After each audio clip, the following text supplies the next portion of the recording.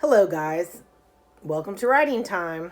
Last week, I was so impressed with all your great nonfiction pieces of writing. I saw charts and poems and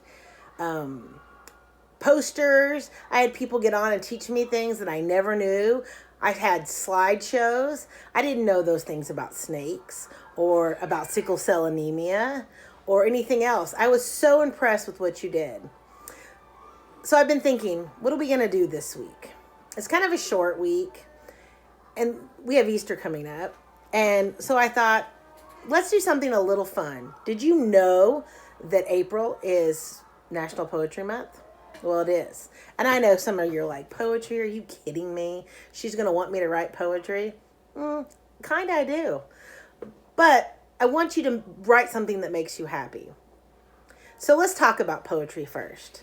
You know a little bit about it. You've read it. There's poems that rhyme. There's poems that don't rhyme. There's free verse poems. There's poems like haikus and limericks that have very, very specific rules. Like haikus is a Japanese poem, and it has 3 lines. And the first line has 5 syllables. The second line has 7 syllables. And the third line has 5 syllables. There's acrostic poems. There's poems about color. And then there are funny poems. So I bet some of you have read Shel Silverstein. This is Falling Up. So I'm going to read you this poem right here. It's called Short Kid. See, it's called Short Kid. I can relate because I've always been kind of considered the short kid. So it says, they said I'd grow another foot before I reached the age of 10. It's true, I grew another foot. Guess that's what they meant. And you see, he grew a foot in his head.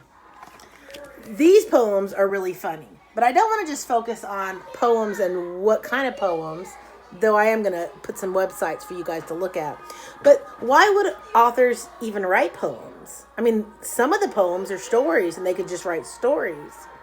Some poems are about something, or they're descriptive. Why do they write them? So I want you to think about that this week.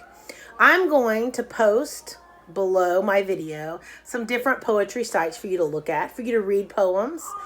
And I'm also going to make another flip grid.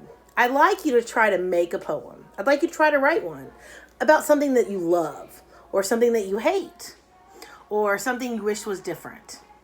And I want you to write the poem and post it on Flipgrid so we can all share them. And next week, we'll go back to doing something different. All right, guys, have a great weekend.